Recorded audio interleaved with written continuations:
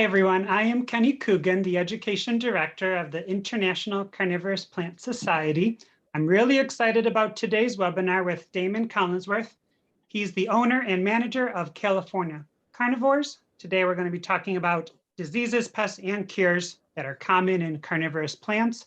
Before he starts, I want to let you know that next week we will be having our monthly happy hour. So bring a drink and a plant. And it's always a good time. We're going to be breaking up into groups based on genera, and you can talk about whatever you want, and you can even hop between the groups. Thank you, sweetie. The following week, we have another webinar on growing Bibulus with John Endy, and I'm excited for that because he claims that one species of Bibulus is easier than Drosera capensis. So we are looking forward to that. And in a few months, we are having our second World Carnivorous Plant Day. We're going to publish 24 videos on that day, one every hour on the hour, on our Facebook page and our YouTube page. The speakers are from all over the world. We're going to be talking about care, cultivation, conservation. So we're excited about that. Part of that is we're also going to be doing our third annual photo contest. Last year, we had over 150 submissions from about 15 countries, and we want to beat that. And the way that you submit it is you're going to send me up to 5 images. You do not have to be a member. You just have to like our social media page. And the 3 winners will each get a 1-year membership to ICPS. And something new this year is that the judges are the winners from last year. So I'm excited about that because they're representing France, Poland, and Australia. Another thing about World's Carnivorous Plant Day is if you go to our webpage, you'll see that we have merchandise. That is right. Just for Damon, we have tees and we have tank tops because we know he only likes to wear a tank top. Yeah, that's true. So we have mugs, we have t-shirts, we have totes. And you might be thinking, where do all of these proceeds go to? And they help out with our Carnivores in the Classroom grant. Back in August, we were able to fund 24 classrooms around the world with $150 to add carnivorous plants to their classroom. And if you think that is a worthy endeavor, you can go to carnivorousplants.org/donate, and that helps with our conservation efforts and our education efforts. And now we're going to learn about carnivorous plant diseases and cures. And it's all fun and games until we get aphids and mealybug and all those other things. So thank you, Damon, for agreeing to presenting our first webinar for 2022. Thanks, Kenny. Thanks for inviting me to do this. Yeah, it's super sunny here already. It's like 70 degrees, and already it's feeling like spring in California, which is nice. But then also, I'm running around like crazy trying to get things done, and problems are popping up. We've already had spring aphids popping up because it's been so warm. So yeah, so almost all you guys grow, all of you start out growing carnivorous plants, and it's usually pretty easy. When if you set it in the right spot and you do everything right, it usually goes okay. But the more you keep adding to your collection, and all of us do, one day probably a problem is going to slide in. And sometimes that comes from a place we got the plant, but it's hard to know because aphids have little wings, and so they fly around in the springtime, and spider mites can even move on our clothes. So it's not always, it's not always like the person you got the plant from, but problems do pop up. And it is good to get from a nice, reputable place because, here at California Carnivores, we try really, really hard to never send out any problems. And if we did on accident, we'll help you save that plant, and then we'll replace it for you. And it doesn't happen too often, but even we miss an aphid every now and then. So anyways, I'm going to kind of go through the main pests, what kind of plants they affect, and how I get rid of them. There's gonna be a lot of poison today, so you know, technically I'm not really making a lot of recommendations. I'm just showing you what I use, and you want to follow your local laws. Some of these things might not be available in the state you're at. I don't have any control over that, but I'm going to tell you what I use here. And I'll start in with safety. So all these things are poisons. So, you know, just because they kill bugs doesn't mean that it won't kill you too. And as a plant person that's done this for a really long time, I've seen most of the fungicides, most of the pesticides start off totally okay, and they get banned later for having some problem with, you know, making people get cancer, whatever. So be really super careful with these. And what does careful look like? I usually won't treat anything like in an enclosed space. If you have like a terrarium, take that outside onto a porch or something like that. You don't want it to be super exposed because you might burn it if you took it out from a dark, you know, a less light terrarium into the super sun, but maybe a shady spot outside for the day. Wear gloves. It's good to wear like the big dish gloves even that go to your elbows because you don't want to get it on your skin at all. Our skin is very permeable. Lots of these chemicals are absorbed through your skin. So don't get it on your hands, and really avoid the eyes, of course. So if you want to wear safety goggles, that would be a nice, good step. You don't want to get any of these things in your eyes. And of course, you know, mouth, don't eat it. Don't eat these things. Wear good covering clothes. You know, probably don't wear shorts and a tank top on a treating day. Wear a long sleeve shirt, wear pants. Even pants are a nice, good first defense for not getting it on yourself. And don't breathe any of this in.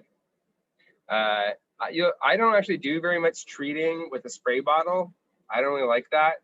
As somebody who has to work with pesticides all the time for my entire life, I'm very conscious about getting this stuff on me because I'm going to have long-term effects with all these things. And if you want to grow these plants for a long time, you will too. So be really careful about you know, how you interact with them and getting it on you long-term.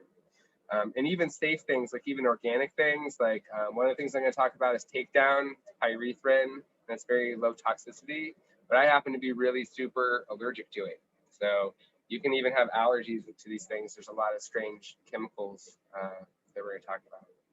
Let's see, losing my train of thought a little bit. Anyways, so I'm going to kind of start off with, oh, another thing I'll say is the time of treating things. Oh, that's where I was going with. That's where I was going. I'm sorry. I don't like to use a spray bottle because when you use a spray bottle, you're just pushing that mist into the air, and that's way more likely to breathe in those small droplets. Most of us with COVID have learned about breathing in small droplets. So a nice mask is a good idea. And you can use a spray bottle if that's all you have. Again, do it in a ventilated space. But I actually like to use a watering can. And I just use a sprinkle can, and I'll mix my pesticide in there. And then I'll just do a heavy foliar or a light sprinkle across the whole plant. And that's a really good coverage. It'll kind of get under the leaves. It'll soak into the top of the soil a little bit. And there's not very much kicked up into the air for you to breathe. I think that's safety. And then time of day. A lot of pesticides can increase sunburn. Even a drop of water can burn a leaf. And so when you go to treat things, it's best to treat things in the evening. And then that way it can sit on there all night. It's usually more humid in the evening. And the longer the pesticide sits on there, the more likely it is to kill the bugs that we're trying to kill. So that's the safeties and the others. And I will talk about,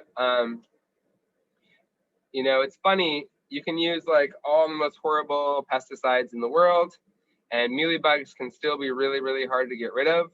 But one of the things that works very well around here is a stiff stream of water. So I noticed years and years ago that mealybug would pop up where we weren't hitting the plants with water. And so every morning to increase humidity, I go through the greenhouse and I just spray all the Nepenthes down, get water all over everybody. And I'll even do that with a really stiff spray, like the, you don't want to use like a jet setting on a sprinkle head because that'll blast the dirt. But like there's a flat setting on a lot of sprinkle heads, and that flat setting is good for like peeling the bugs off of and not hurting the plants. So I'll just spray all the plant down to kill bugs. And another good thing is just a brush. You can use a toothbrush and knock off little aphids. If you dip that toothbrush in rubbing alcohol, you can scrub mealybug off with that. And these are, or scale insects are another one. But these are good non-poison first steps before you even start to spray. You just keep spraying with water, and you can even put it in the sink, and a stiff jet of water will knock almost all the aphids and mealybugs off. And there's a couple questions typing through. Somebody says, is there a quarantine process he recommends when introducing new plants, particularly for indoor cultivation, a set period of time, any product he uses, or just observations? So, you know, it is good to quarantine, but that requires a lot of space. Lots of us don't have 3 terrariums. So most of us just have 1 terrarium, or especially if we're just beginning. So, you know, you can give it a little space, and it is good to quarantine a new plant probably. But I would just give it a visual inspection when it first gets there. Give a good look at it. Usually a mealybug or an aphid, you'll see that. So I would take a good look and make sure there's nothing like that on there. And then maybe even spray it down with water before you put it in there.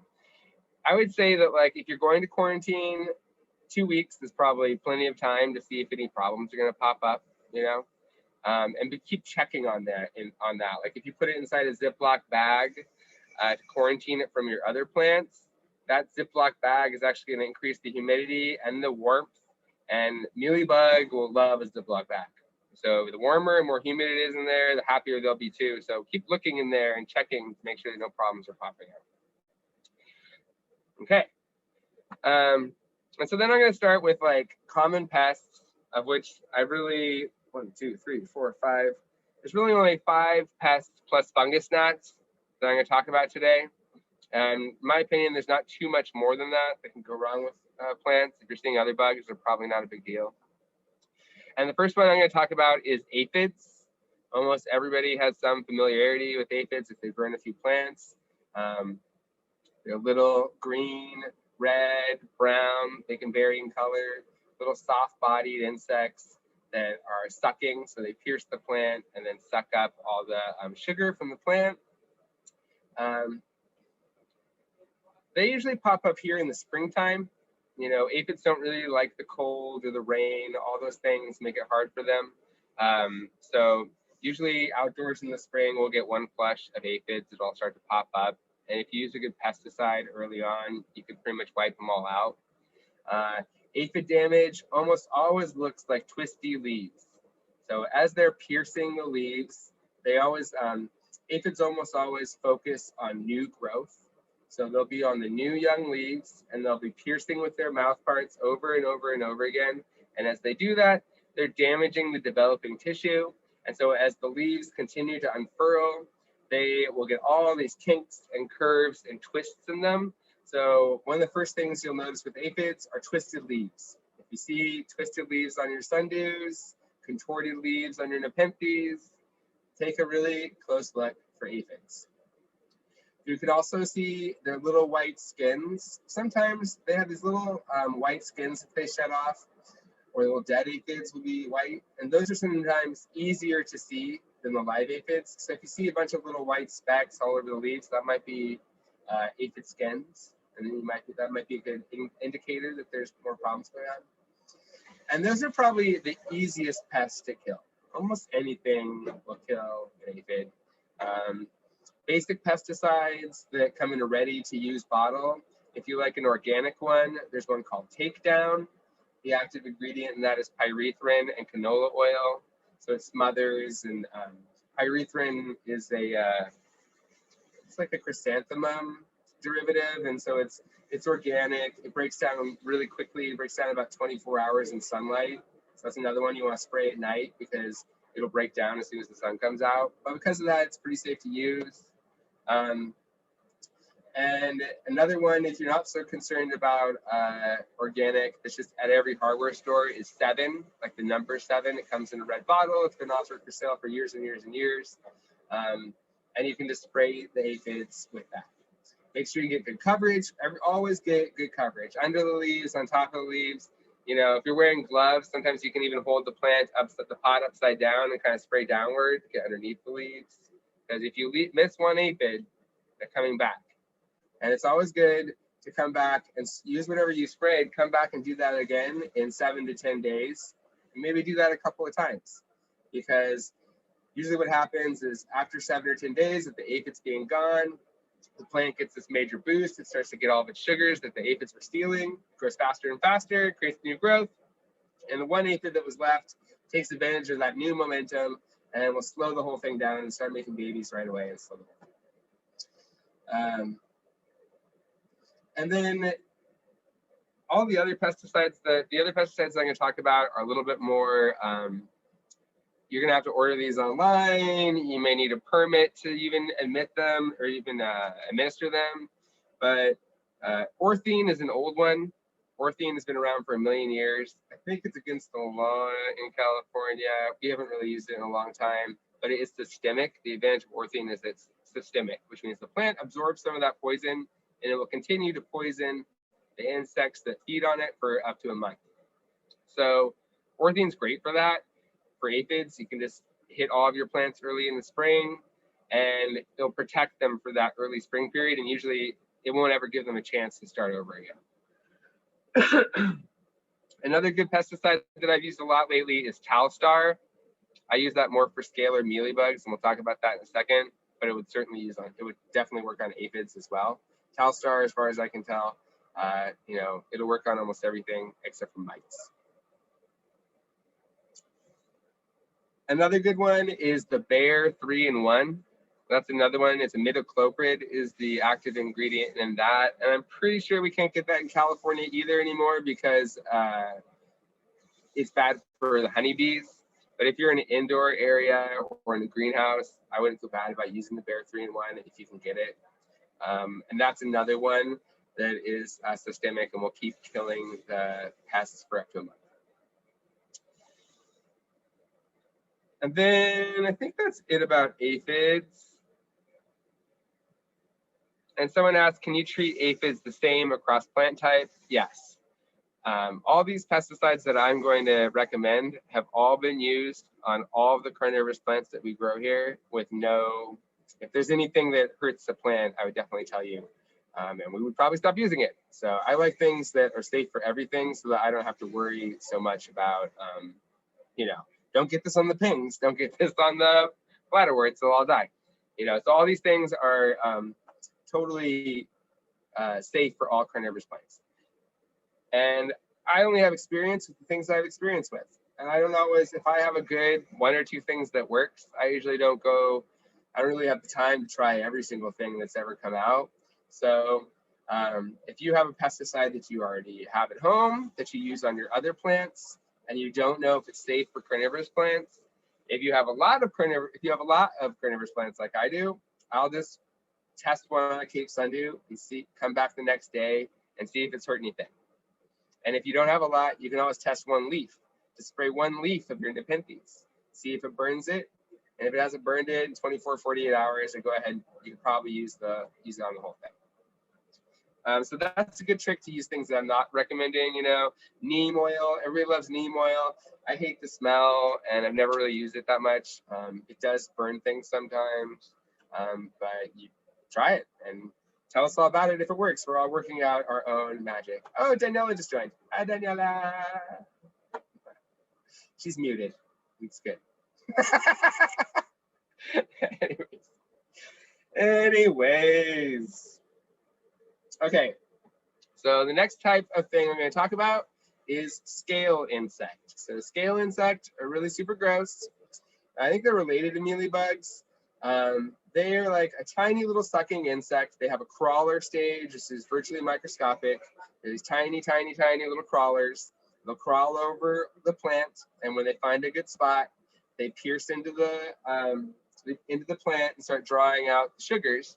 And then they cover themselves in a waxy cuticle, like a waxy scale, to protect themselves from pesticides, predators, sun, wind, rain, all that. It's a happy little home for them to sit underneath there and kill your plant. So a lot of times really bad scale will just be encrusted with these little tiny mounds. There's lots of different species, but usually I would say they're about 1/8 of an inch long. There are bigger ones. And there's a thin little oyster scale that sometimes affects Nepenthes that are white, very, very narrow and smaller than that. That's just another type of scale. Usually ants raise scale. Ants will raise all of these things. Ants will raise aphids, they farm aphids, they farm mealybugs, they farm scale, and they drink the honeydew that the horrible insects poop out. Basically, aphid poop is really, really sweet, and the ants eat that. So it's gross, but they will move scale insect around. They'll find nice little cozy places for it in the rhizome of your Sarracenia. They'll put it all over the stem of your Nepenthes, and they'll protect it from other predators. So if you see ants, look for some other problems. And ants are relatively harmless. They will feed your plants, like Nepenthes love to eat ants, but probably try to mostly get rid of ants if you see them, because if they're not up to no good now, eventually they'll get the farming itch and they'll start farming some horrible bug on your plants. Anyways, so the scale life cycle is eventually that mature little scale insect will make 10,000 crawlers underneath it. Those will all release and make new ones. Dead scale look like live scale. And so the first thing I do when I have a scale infection is get rid of them all. And I would do that with the toothbrush and rubbing alcohol. The rubbing alcohol will totally destroy that waxy cuticle. So just go ahead and scrub them all off and get all that off of there. And then you can go ahead and treat with a pesticide. And that way you'll be able to tell if they're coming back, if they're dead, what's happening. Because a dead scale will look just like a live scale. It's impossible to tell if you're winning unless you get rid of them all. And it's just a good first step. Why not get rid of them physically before you start to spray? And I do really like the TalStar for scale. Orthene is great too. Even the 7 or pyrethrin would be pretty effective. But I really do like the TalStar lately for scale. That's what I've been using mostly. And I think that's pretty much it about those. They will mostly, aphids can affect, I forgot to say that, but aphids can affect every single genus of carnivorous plant. They will kill pings. I've seen them on Utricularia flowerscapes. They definitely go after sundews. I've seen them underneath the leaves of tuberous sundews. Every single carnivorous plant can get aphids. With scale, I would say it's most common in Nepenthes and Sarracenia. I don't really see them. Usually sundews aren't really enough, a most substantial enough plant, or pings. I've never seen scale on pings ever. Oh, and Darlingtonia. Darlingtonia is another one that likes to get scale a lot. Scale really prefers a shiny, kind of glossy leaf. So like a tropical plant usually gets scale, but our Nepenthes, Sarracenia, Darlingtonia, those are scale plants. And the same would apply again. Make sure you treat, once a week, 2 or 3 times. And then I'm going to dive into thrips. So thrips are, they're like little elongated aphids. You probably won't really notice the plants themselves or the insects themselves. They're so tiny, I almost never really see them. But what you will notice is the damage. And thrips are another one that like kind of glossy leaves. Like if you're familiar with other plants, they really love a rhododendron, like anything with a shiny glossy leaf like that. And around here, they pretty much only affect Sarracenia, and they pretty much only get that late summer. The spring opens up with aphids, and almost by the end of every single summer, some thrips will pop up in a dense cluster of Sarracenia. And the damage looks gray. So you'll look at the leaf and it'll be like covered in kind of like, it just looks like almost metallic graying all over the leaves. And there'll be these little tiny little tiny flecks of brown in there. Those aren't the insects. I think that's their poop. I don't even know. A little flecks of brown. And if you get a micro lens out or a magnifying glass or take a picture, a really high close-up picture with your iPhone, you will be able to see these tiny little elongated narrow aphids. That's the best way I would describe them. And they're really easy to get rid of. And I have a great organic product for that. It's called Monterey Bay Garden Spray. Monterey Bay is the company that makes it. And the active ingredient is something called spinosad. And spinosad is a bacterial distillate, actually, super organic, super safe. And it won't kill aphids. It won't kill any of the other things I'm talking about, but it does do a great job on thrips. And it's not systemic technically, but it does stay on the leaf and coat the leaf, and it will kill thrips for up to a month. It's also a good product if you're experiencing like casual browsing. There's like grasshoppers chewing on your Sarracenia or taking big bites out of things. Spinosad will coat the leaves and kill bugs as they move through and kind of chew on things. Oh, and somebody else recommends Captain Jack's Dead Bug Spray is an easy to find spinosad product. Oh, that's John Chrisman. Hi, John. Yeah, so Captain Jack's Dead Bug. You can look that one. Someone says, does the ant relation mean scale isn't as big a deal on ant plants if they're quarantined, or wishful thinking? No, I mean, maybe in nature and with ants, like in a perfectly balanced jungle, these pests do tend to take care of themselves. There's something else out there that's eating them. The natural elements makes it hard on them.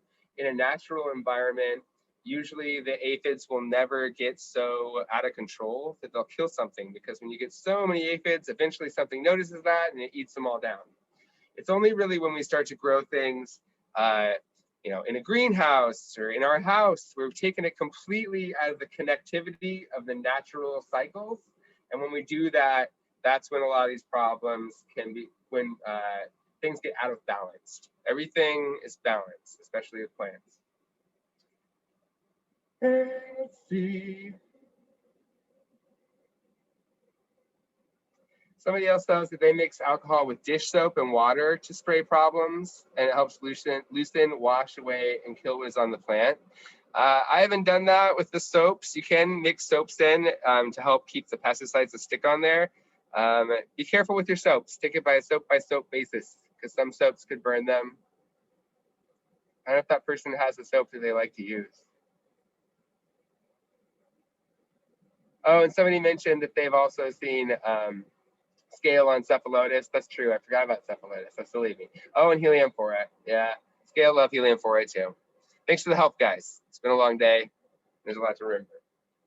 A little water.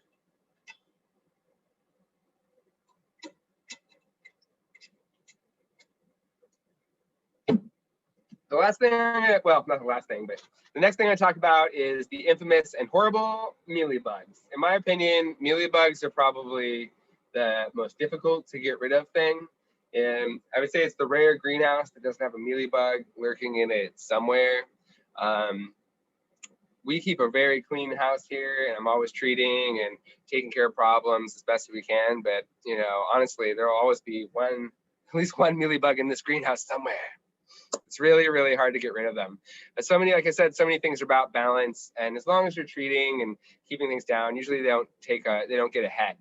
And mealybugs don't usually do well outside. If you live like in Hawaii or LA where things are nice, they might do a little bit better outside. Mealybugs usually a greenhouse problem. It's usually a greenhouse or a terrarium problem. Rain and all that stuff makes it hard for them to live outside, but inside they do just great. And again, my best thing for mealybug is a stiff spray of water. So I just go ahead with the hose and I'll spray places where I know they'll be. And mealybug likes to live in the rhizome of Sarracenia. You'll see them right up in between the scales of the old leaves. Again, that's when you're going to come in and remove things first. So come in and pull all those old brown scales off. Make sure there's no mealybug underneath there. They They love like a little space in between two leaves so they can hide underneath. So pull all that off before you even spray. Go ahead and scrub it with the alcohol and the toothbrush and get that all off of there. And then go ahead and start in with your pesticides. And they will attack, you'll definitely see them on big clumps of Staphylococcus. You'll definitely see them in Helianthora. They'll be on Darlingtonia. I've even seen them like on stalks of Cape Sundews. They can be kind of in surprising places. But I would say that mostly they're in Nepenthes, Sarracenia, Helianthora, Darlingtonia problem. Usually not sundews or pings too much. Pings are just so small that basically they don't usually get too many problems, too many pests, and when they do, they usually die before you hardly notice it. Aphids are the big killers of pings. Not to digress again, but like I watch for aphids on pings because they can be really hard to see. They can be underneath the leaves, and if a ping has aphids for a couple days, a lot of times it just turns to paper and dies. So watch out for that. Anyways, back to mealybugs. Spraying them with water, getting rid of them all. They make like a white cottony substance that they'll use to protect themselves from water and stuff.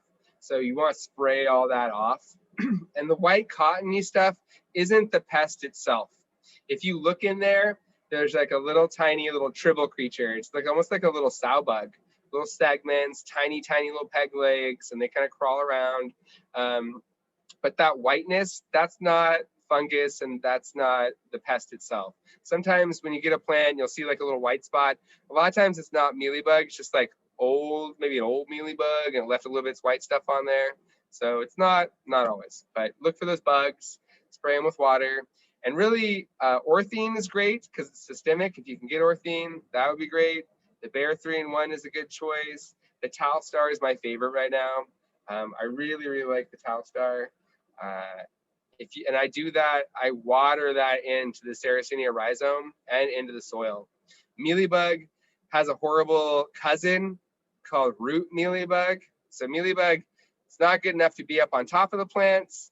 If there's air pockets down in the soil, like orchids and cacti really suffer from root mealybug a lot. But we've definitely found root mealybug down in the flytrap bulbs, down in the rhizomes of Sarracenia. So when I treat mealybug, I just soak it down into at least the top inch of the peat moss, and it won't hurt the plants. But when you do that, you'll literally see, after like the next day, you'll see all the old mealybugs that like crawled up out of there and died on top of the peat moss. It's very satisfying. Then someone's asking if I dilute pesticides. Mostly glazing over that, because I'm trying to, a lot of these things you probably shouldn't even be using that much unless you have a permit to use them. You know, just follow the instructions on the bottle. Sometimes that can be a little hard to figure out too, because on some of these things it'll be like pounds per acre or really weird big dilution ratios like that. So sometimes you'll have to do a little math to figure that out. Just reading another question here. But honestly, I'll tell you with the TalStar, I do half a fluid ounce to a gallon of water. And that's what they recommend. So I do a half a fluid ounce to a gallon of water in the TalStar. And it even comes with a little measuring thing on there. We kind of pour it into the amount like a little measuring cup. And then somebody asked, do you know how to prevent and get rid of those small caterpillars? I've had a lot of them eat my pygmy sundews back in Katy, Texas. Those are pests I hate the most because they're only easy to find them once they already completely ate the plant. Yeah. I do have a great one for caterpillars. I was going to talk about that later. But caterpillars, there's a specific pesticide I like called BT, which stands for Bacillus thuringiensis, I think. It's a bacteria. It only kills caterpillar larvae, so it's really safe. It won't kill like honeybees or any other good insects, and they have to eat it to die. So it only kills the caterpillars that eat your plants, and it does stay on there for about a month. So I like BT for caterpillars, and that will get rid of that. And somebody asked, what's the recommended treatment for browning heart disease on pings? I'm going to come back. That one's a tough one. Honestly, by the time you see browning heart, it's usually that plant's pretty much a goner. But I do have a good fungicide that treats that. I'm going to come back to that in a little bit. When I get done with insects, I'm going to hit fungus stuff.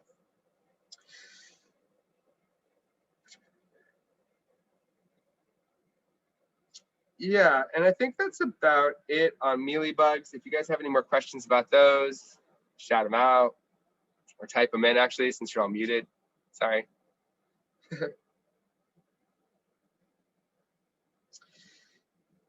So the next and last insect that I'm going to talk about that is a pest are John Crispin recommends never dilute pesticides below the label directions. They won't work, and you'll just end up breeding resistance in the pests. I would say that's mostly true. Much like pesticide, much like laundry detergent and fertilizer, I feel like the pesticide company, they often do they err on the side of using a lot. And over the years, I've kind of come up with my own dilutions, and they're not always as strong as you would think, and they do work in that resistance. But mostly, I agree with that. So fungus gnats. Lots of you guys are growing plants inside. If you're growing plants outside, you've probably never seen a fungus gnat ever. If you're growing them inside, you probably noticed them as soon as you brought your first plant in. All of a sudden, there were these weird little fruit fly looking black flies flying all over your house. Where are they coming from? I have no idea. So fungus gnats, they lay their eggs in soil, and then those hatch out into little tiny, very tiny little maggots. And those maggots cruise all around in the soil, and they eat baby roots. They'll eat some other things too, but their favorite thing to eat are little baby roots. And then they'll hatch up out of the soil, like the same way like a mosquito larva turns into a mosquito. These fungus gnat larvae turn into little fungus gnats, and they fly all over the house, and you see them everywhere. If you brought a lot of houseplants into your house this year, which most of us have, notice them. Sundews and butterworts themselves are good natural eaters of fungus gnats. So if you have them break out in your terrarium full of nepenthes, buy a little butterwort, put that in there, and they will eat a lot of those guys. Just gonna make a note because I forgot something. Hold on. Okay. So that's another one that almost all the pesticides will work on. You'll see recommendations online about like putting rocks or sand on top of the soil because they do like fresh disturbed peat moss. That's probably their favorite thing to inhabit. So if you put sand on there, a lot of times that does inhibit them, but it also sometimes makes a crust or inhibits our baby carnivorous plants. So that can be kind of useful for a big house plant, but not that useful for us. There's a product that I really like and I've recommended for years for this, and they're Mosquito Bits. They used to come in a plastic bottle, but they just switched out and come in this pack. It's called Mosquito Bits. And it's another bacteria that only kills mosquito larvae. And you would sprinkle these little granola bits in your bird bath, and it'll kill the mosquito larvae. And it doesn't kill anything else. It won't kill tadpoles, fish, anything nice. It'll kill the mosquito larvae. It also kills fungus gnat larvae. But it does need to be activated in water for 24 hours. So I'll just put like, you can put like a tea bag full of it into a gallon of water and soak that overnight and water that into your plants. And that will kill the fungus gnat larvae in the soil. I also like to treat every now and then with like the TalStar or the Orthene if I see them getting really out of control. Like a lot of times you can put a sundew in there or a sticky trap. They do make yellow sticky traps for fungus gnats, and you can put that in with your plants. And so if you see a lot of adults, that's a good indicator that there's a lot of larvae in the soil. And so when I see that explode, sometimes I'll treat with one of the pesticides and soak that down into the soil, and that will kill them for like a week or something like that. But they're relentless. They're always going to keep coming back. They're in almost every speck of soil. With sterilized soil on baby plants to get rid of them, but the mosquito bits are really my best trick for that. And then while I was talking, I forgot about whiteflies. There's one more horrible insect I forgot all about, and those are whiteflies. And we actually don't see those too terribly often in here, but they do sometimes break out in quantity. All the other pesticides I've recommended are just fine for those. They are a flying one though. They're just these little fluttery, tiny, tiny little white, kind of covered in chalk, fluttery little white flies. And you'll see them if you kind of like shake foliage, you'll see them all kind of like come fluttering up out of the leaves. And I have seen them like on pings. The pings do eat them, but then sometimes if they get really out of control, they can kind of start affecting the pings negatively.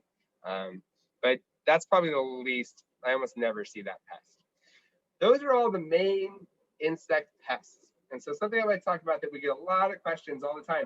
I get emails all the time about like, what is this tiny little worm in these little tiny little worms in my tray of water? What are these tiny, tiny, tiny little gray bugs? These little gray bugs, and they're jumping all over everything. Those are springtails. They're fine. They're just fine. If it's not an aphid, if it's not a whitefly, if it's not a scale, if it's not a mealybug, if it's not any of those things, it's probably just fine. And it's okay for there to be other things. There's a whole ecosystem of world, things that are degrading, eating soil, things that are eating each other. And before I move on to mites, which are not insects, before I move on to mites, mites are another one. Just because you see a mite is not a spider mite, maybe. Spider mites are really, really teeny tiny. You're probably not seeing it. If you see an orange mite running all over your plants really fast, it's actually probably a predatory mite. Mites, there's so many different kinds of mites. Every spoonful of soil has thousands and thousands of soil mites. And we still don't have names for all of them. We don't know what they do. That ecosystem is largely unlocked. We know spider mites and two-spot mites, and there are known mites that are bad for plants, but lots of mites aren't. And if you see a bunch of cobwebs all over everything, that's probably not spider mites either. Your plant would have to be in horrible, rough shape to have webbing all over it from mites. Usually that's like the last thing they do. If you're seeing webbing, you gotta take care of that. But it's probably just a tiny spider. Fungus gnats make little webbing on the soil sometimes, you know. Not every insect, not every creature is something to be wiped off the planet. It's okay for there to be other things. So if it's not a scale, if it's not an aphid, if it's not a mealybug, if it's not any of these things I mentioned today, leave the poor bugger alone. It's okay. So now I'm going to talk about mites. Mites are terrible. Mites are not insects, and insecticides don't work on them. So they might kill some mites. Another thing about mites, I swear to God, you could put that plant in the microwave, you could send it to the moon, you could put it underwater for 3 years. These mites can still be alive. They're very tough. I mean, not literally, don't quote me on that, but they're very, very tough. Yeah, and someone was just reconfirming that, you know, springtails, they're actually good to feed your plants. There's no reason to worry about them. They can look kind of gross. They'll be bouncing all over everything when you water sometimes. You're like, oh my God, they're killing my plants. And the other thing is cause and effect. I'll just give a brief lesson on cause and effect right now. It's really hard in biological systems to determine cause and effect. Just in one single organism, us, they send doctors to school for years to work out simple cause and effect in a very known organism. And still, often they're wrong because there are so many factors involved. That sometimes you'll see a caterpillar and you'll want to blame it for why that plant looks, pardon my French. Maybe it just didn't have enough sun, you know? It's not always the springtails. It's not always the little worms in your water tray. Cause and effect can be very tricky to figure out. That's what I'm really trying to show you is like, you know, this effect, that's aphids. This effect, that's thrips, you know? But that takes time. And I'm always willing to do this. If you send us an email with a photo, a nice clear photo, focused, get as close as you can to those little buggers. I'm 43 years old. My eyes aren't as good as they used to be. So a nice close picture of your pest, and I'd be happy to tell you what's wrong. Or I'll make Allison do it. Okay. So back to mites. So you have mites on a plant. Nepenthes get mites a lot. Mite damage on Nepenthes looks like usually the leaves will start to look kind of coarse, rough, and leathery. There'll be like little tiny wrinkles. They'll just start to get wrinkled and textured on top. And then usually kind of orangey is also an indicator of mites. I can't see mites. They might as well be ghosts to me. I haven't seen a spider mite since I was 12 years old, probably. They're so teensy tiny. Unless you get out a microscope, a micro lens, or a really strong magnifying glass, you're probably not going to see them.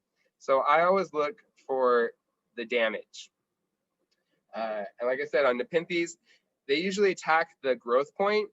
Like on a small Nepenthes, it's really common where you'll just keep seeing the growth point getting smaller and smaller and smaller, and each subsequent leaf is smaller than the last. And then that growth point will die. And then just below that growth point, even on a small plant, there'll be like a cluster of like 4 or 5 new growth points because it's trying to outgrow. It's abandoning the main growth point and it's growing new growth points off the lateral buds to try and outgrow the mites. So if you have a little Nepenthes that starts to make like 3, 4, 5 little gross little growth points that don't look happy, it's probably mites. It's gross. And they will deform the pictures too. Venus flytraps are often victims of mites. They'll get like a similar kind of thing, an orangey texturing on the outside of the traps, shrinking of the traps. If the cilia stop, the eyelashes stop forming up and they just get really stunted and short, that can often be mites. Now what do? I have these horrible mites and the insecticides don't work. That Bayer 3-in-1 I mentioned, the one's an insecticide, one's a miticide that works okay, and the other one is a fungicide. That's the 3-in-1. And that will work on mites if you treat it like over and over and over and over again. But they're just going to keep coming back forever. Honestly, you'll knock them back for 2 weeks, a month, you'll come back and they'll get them again. The only thing that gets rid of them is a miticide. Miticides are expensive. There's 2 that I like. One is called Avid and the other is called Floramite. Both of those are super, Avid gives me a headache just to smell it. The second I smell it, headache. I don't know for a fact how horrible it is for humans, but miticides, they seem real toxic to me, and I'm very careful with them, and I try not to use them unless I have to. And they're really stinky. Most of these pesticides are stinky, so like that's all the more reason to put them outside and bring them back in before you don't do this in your house. They're almost prohibitively expensive. Avid used to be like $350 a quart when it first came out in the 90s. Now I think it's down to more like 100. Floramite's about 100 a quart. Maybe you split it with your friends, your plant dorky friends, and he keeps it at your house. And if you need the miticide, you share it or something, because it is the lifetime supply. You're just with the Avid and the Floramite, I do about 5 drops in a gallon of water. This is a tiny, tiny amount. And that's very effective. One treatment of one of these miticides and they're done, at least until they get reinfected. And if you do it twice, they're super done.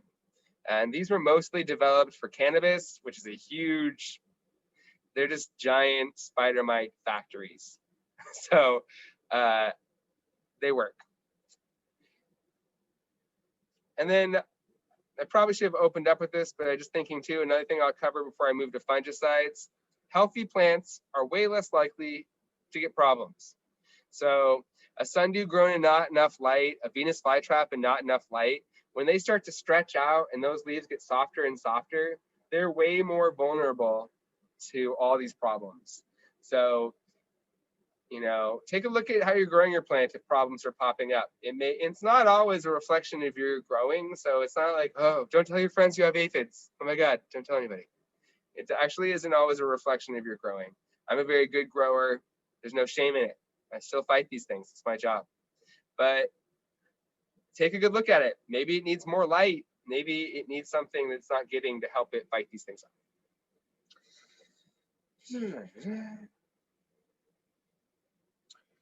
Okay. So I think that's everything about insects, mites, little critters. Now we're going to talk about fungus and just really lightly on kind of like bacterial things. So I would say sometimes a plant will just rot, for sure.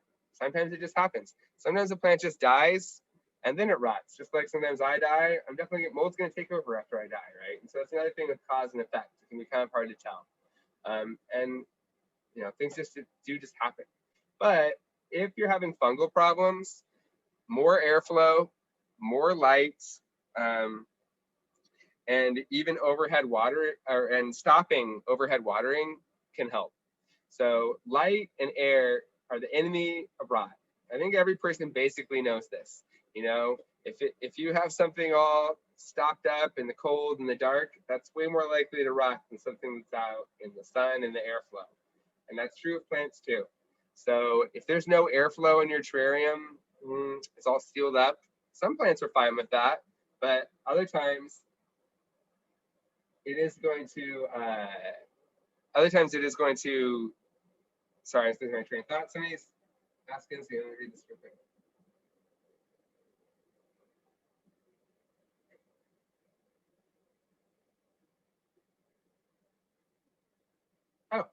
Jeff Schaefer, who's another good grower and an old friend who I've known for a million years, he's just recommending, you know, respirator, Tyvek suit. I did talk about safety early on, but yeah, the more covered up, the better.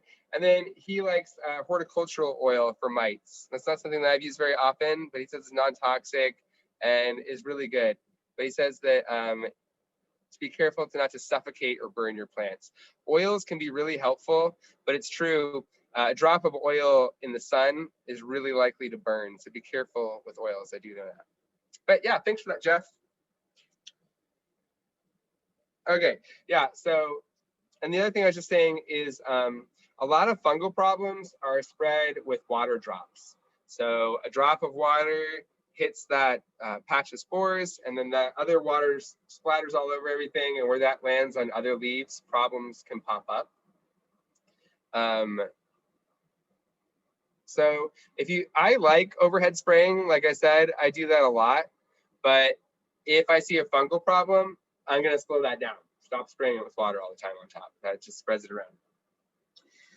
And there's not a whole lot of fungal problems. I mean, there are a few for sure. Fungal problems are a concern with carnivorous plants, but many of them are, you know, they grow in swamps. So a lot of them are pretty good at resisting rot. You know, it can be very hard to rot a Sarracenia, but other plants, you know, butterworts can suffer from rot. Let's see. Powdery mildew is a problem I'll talk about in a second, and botrytis. Botrytis is a really terrible one. It's it's fungal, but I always tell people it's like the flesh-eating bacteria of the plant world. So those are problems that I see a lot with carnivorous plants. There's probably other fungal problems that I haven't encountered that much, so I'm going to talk about the ones that I've encountered and how I've solved them. And if you have a problem that I'm not hitting, throw it out there. Maybe I know, maybe I don't. Some problems are regional. You know, here it may be impossible to ever rot a Venus flytrap sitting in water all year. In Alabama, you could do that. It would rot sometimes, you know. So some problems are regional, and some things I just haven't encountered. But I'll just start, I guess, with powdery mildew. Powdery mildew, that's another one that's like very common on cannabis, weirdly. It looks just like white. It looks like almost like someone put flour on the leaf, just like white powderiness. And you can wipe it away, and usually the leaf will be discolored underneath. Usually it's red. And what you're seeing is the sporing off of this organism, but it actually does infect the entire plant. It's not too hard to get rid of. And I've tried all of our fungicides on it over the years, but what I really like is sulfur. Regular elemental sulfur is a really good fungicide. And it's also super low toxic. Like you get sulfur all over you and you'll stink for the next 2 months. Don't get sulfur on you or your clothes. It never ever comes off. But it's actually not that bad for you. And probably don't breathe it in, you know. Don't go eat it, but it's not that toxic. And so with sulfur, I'll just take like, honestly, it's just a big heaping spoonful. It's about 2 tablespoons if you want to measure it in a gallon of water. And it's like a powder. So you have to really churn it up. So I'll just spray the hose in there into the watering can with the shower setting and churn it up a lot. And then I used to use the watering can, and I'll water the sulfur all over the leaves and into the soil, and that will clear up powdery mildew. It's a weird problem. It doesn't affect all carnivorous plants. Excuse me. Epiphytic utricularia can be weirdly prone to it. The Sarracenia sometimes get it when grown indoors. They'll get it on their leaves sometimes. And I'm trying to think what else gets powdery mildew. Oh, Darlingtonia weirdly sometimes can get powdery mildew. But a couple treatments a week apart of sulfur clears that right up, and it's really super reliable. No, we're super closed. Okay. Sorry, guys. Breaking hearts all over the place. We've been closed to the public for 2 years, which I know everyone feels bad about. I feel bad about this. We're still trying to come in. We're working on changing that. Just for you few, I'm working on trying to get people back in here after COVID somehow. But yeah, I think that's pretty much that's about it on powdery mildew. So then I'll talk about botrytis. Botrytis is really, really rough. Most regular fungicides don't work on it. It's usually how to say this? It usually starts with like browning of the leaves. It can usually impact like a sundew. If I have a whole flat of sundews, they're all growing really tightly together. Sometimes one sundew will just go brown, and then a few days later, that sundew will be covered in what looks like fluffy bread mold. It looks just like bread mold, and that's the botrytis starting to spore. And then the neighboring sundews are going to get that, and the sundews that are neighbors to that are going to get that 2 days later. And you can watch botrytis march across a flat of sundews and kill every single one. Sulfur won't really work on that. We've recommended Phizan as a fungicide here for years, and I will talk about how I use that, but that won't work on that. I've used one called, there's a fungicide called Eagle 20 EW that I've used here for years on it. That's another one. If I didn't have to use it, I would never use that one. It smells really awful. I'm sure it's super toxic. But if you're growing plants for a living like I am, I can't always watch a whole, flat of plants disappear. And sometimes it impacts something that's really conservationally valuable. So I do use that Eagle. Again, follow the indications, but just like 5 drops in a gallon of water gets it done. And then there's a new one that I just started using. Oh, Medallion WDG. Medallion WDG. That's actually a new one. It's not new to the world, but it's new to me. And that's been really super effective, and I like it better. It doesn't smell as bad as the Eagle. It seems less toxic. It's a powder instead of a fluid, which I think is easier to work with. But the Medallion and the Eagle are the only 2 fungicides that I've ever found that will stop botrytis. It won't save plants that have it, but it will stop it. And I wouldn't necessarily throw those plants away. Once you've treated it, sundews are usually capable of coming back from the roots. So I wouldn't necessarily just throw them away. But it's usually, you're not going to save that existing sundew usually. And then the only other problems that we really see here reliably, or not reliably, I wouldn't say that even, but something that pops up once in a while is like browning on Nepenthes leaves. And I still don't really, honestly, I still don't really know what it is, but sometimes it will be like red spot on leaves. Red spotting on Nepenthes leaves is a fungal disease, I know. And we haven't had that probably here in 15 or 20 years, but that will pop up in the Nepenthes collection. More often I get what looks like browning down the margins of Nepenthes petioles that spreads inward to the crown and can kill them. And I still don't really know what to call that, but it is a problem that pops up once in a while. And so if you have browning on your Nepenthes leaves, or red spots on your Nepenthes leaves, that's where I like the Phizan. Phizan is really safe. The late, great Jeff Wong, who's a good friend of mine and a chemist, before he passed away, he told me that Phizan is really, really safe for people and animals, which is nice. It's not a very effective fungicide as far as treating heavy fungal problems, but it is really good. It is really good at taking care of those kind of problems, leaf spot problems, browning of leaves. And it's nice because it's antibacterial, antifungal. They even say it's anti-algal. So it's just a nice general kind of cleaning product. You can use that preventively too. You can treat that once every 6 weeks or something, just to make sure that problems don't pop up. And the pings, you know, somebody talked about the brown heart rot in pings.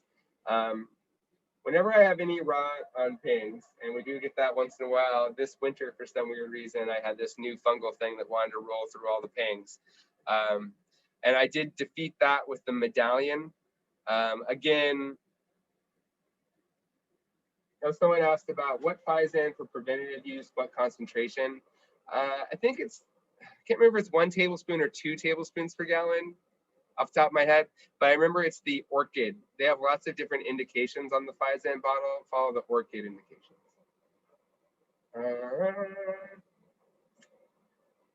Oh, the pinks. So the eagle and the Medallion will stop that.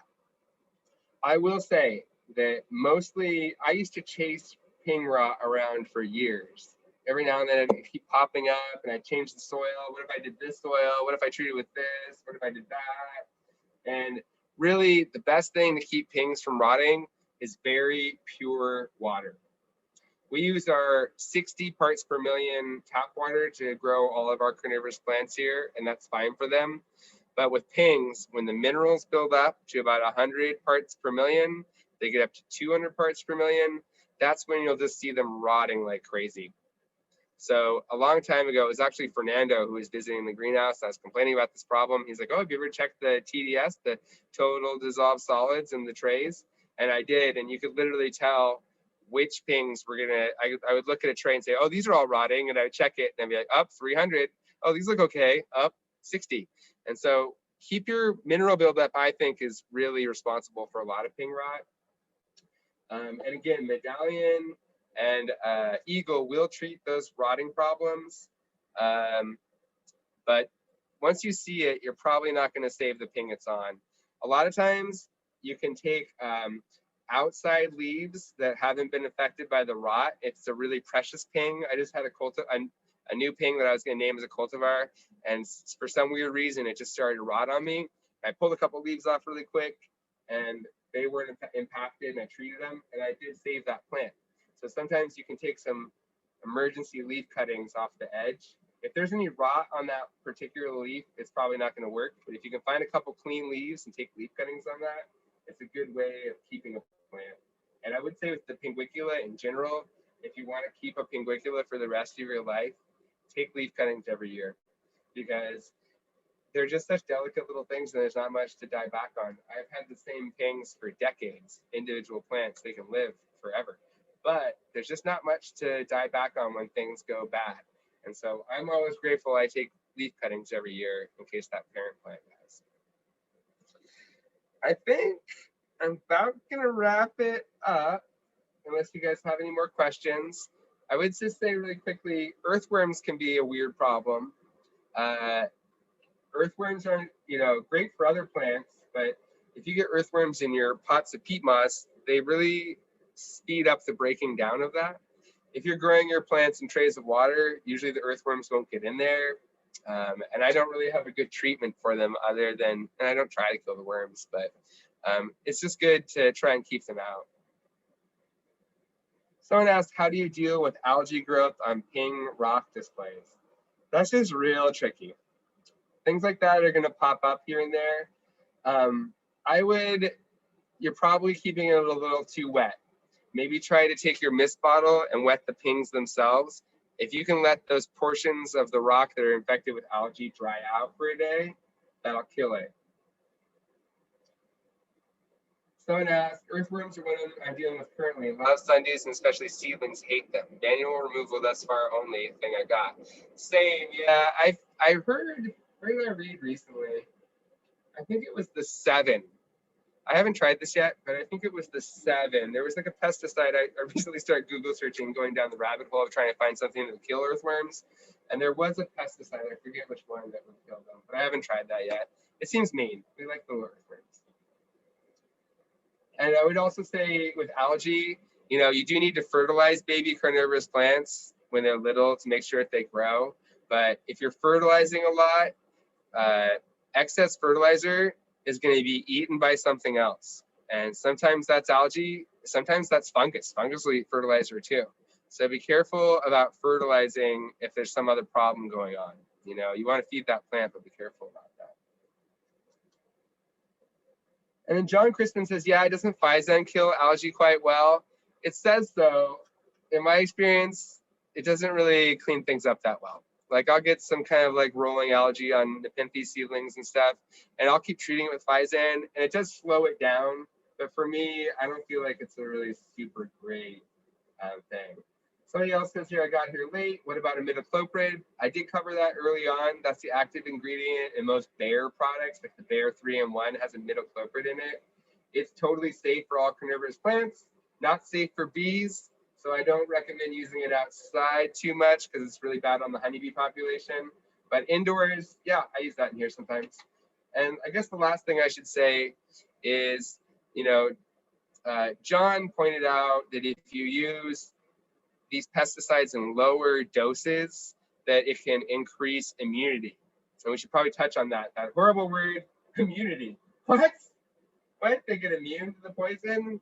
Yes, they do.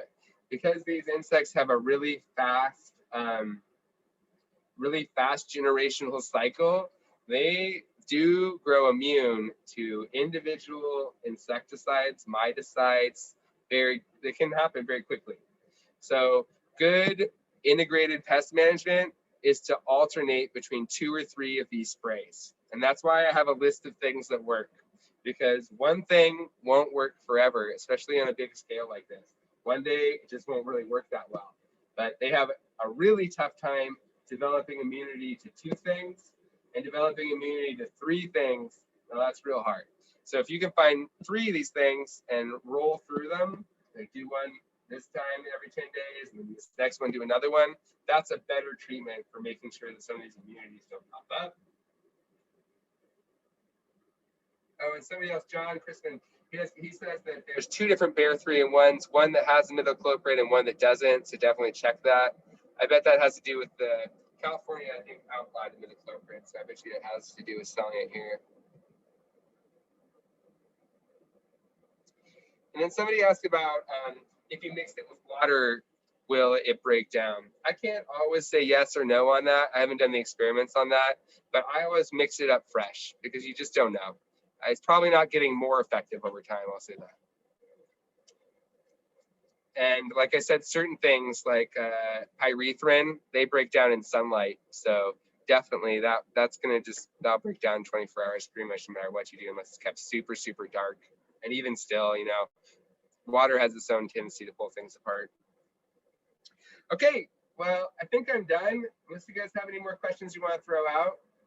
Thanks for listening to a somewhat dry and not such beautiful talk. There was no beautiful slide pictures in this, but hopefully it was informative.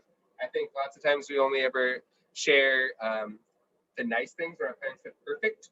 But you know, I'm a big guy who's done this for a long time, and there's no shame in having problems, and it's good to talk about that actually, because you're all going to run into problems, and that's when people stop growing plants. In my experience, if you can't figure out how to get over this hurdle of that big initial problem, that's when people go like, ugh, I hate this, and they give up on it altogether.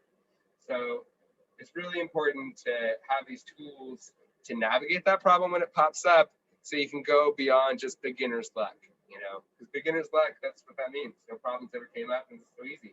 And then it's navigating those problems long term that, you know, really help us enjoy this hobby for a while. Anyways, that's it. Thank you so much, Damon. And I'm so happy that you were brave enough to say that everyone has a pest and a disease once in a while. That's right. We want to thank all the participants. I'm very happy with how many people attended. This will be a recording in a few days, and I will write down all of the pesticides and cures mentioned. Thanks for that. No problem. And we hope everyone has a good day. And we also hope you join us for future events as well. Thank you, Damon. The International Carnivorous Plant Society wants you to be successful with your plants. We welcome growers just getting started all the way through professional scientists. We started an annual World Carnivorous Plant Day to celebrate these spectacular plants. Take a look around our website and you'll find historic documents about carnivorous plants, growing guides, free educational resources, and more. Have questions? Ask. We don't bite, but our plants do.